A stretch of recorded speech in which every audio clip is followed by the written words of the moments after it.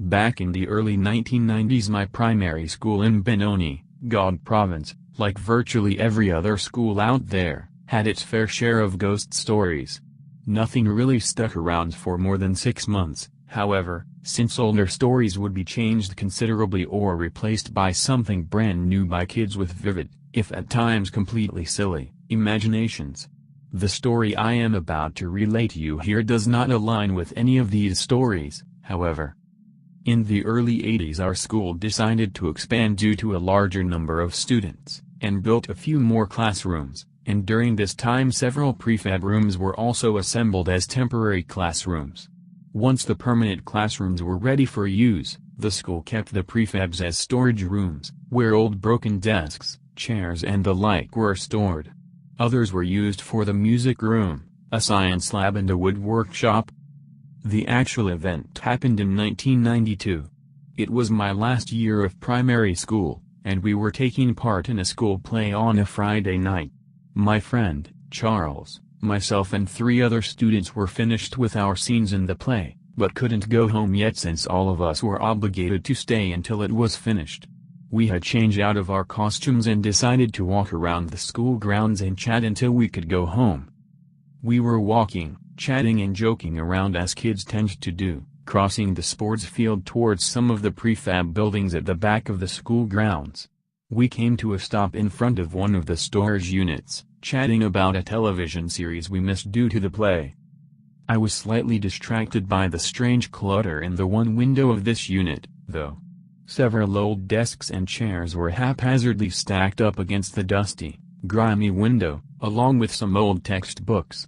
I couldn't recall ever seeing this clutter before, but eventually brushed it off, thinking that someone might have moved stuff around to use some of the things stored in there as props for the play. I turned my back on the window and rejoined the conversation, Charles standing beside me, also facing away from the window.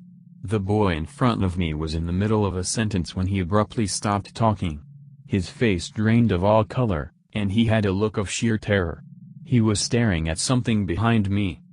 I apprehensively turned around, looking towards the window. At first it didn't register what I was looking at exactly.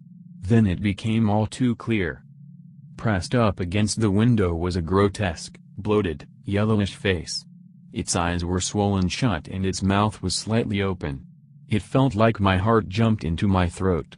Then I chuckled, thinking that it was just a mask left in the window that I hadn't noticed before. Then it opened its mouth wide. This was no mask. We got out of there as quickly as our legs could carry us. I can safely say I was screaming like a 5-year-old girl as we were running, but luckily I was not the only one. We nearly gave our poor music teacher a heart attack as we almost barreled into her in the dark of the sports field, but to be fair, she scared the heck out of us as well. She had been on her way to the music room to fetch something when she heard our screams, and came to investigate. She demanded to know what was going on. We all started talking at once, but eventually got the message through to her that we had seen a face in the window. She told us to take her to the prefab building and show her, even though she also looked pretty frightened at that moment.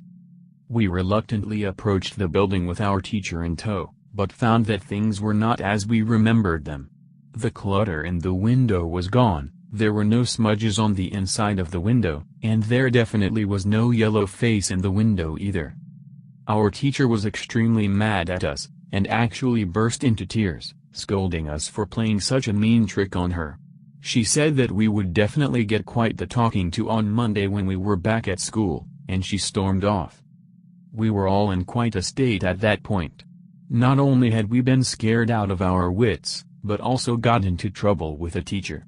We hurried towards the classrooms where the other students were gathered, and none of us spoke about it further that night.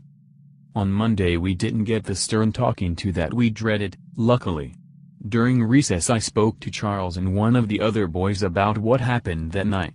Charles had actually not seen what the rest of us had seen and only got spooked because we got spooked. By the end of the school day the story had somehow spread, starting new school legends about the ghost in the prefab, each backstory more ridiculous than the previous one.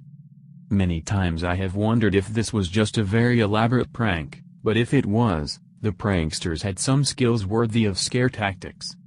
Firstly, the door was securely padlocked, and the music teacher was the only one who had the keys for those units that night.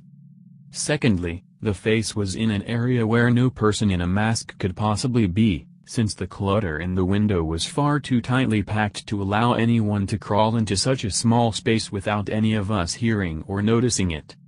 Thirdly, said pranksters only had about 3 to 4 minutes to remove the clutter, pack everything back in its place, and get away before we returned with the teacher. All I can say is that it was not a fun experience, prank or not.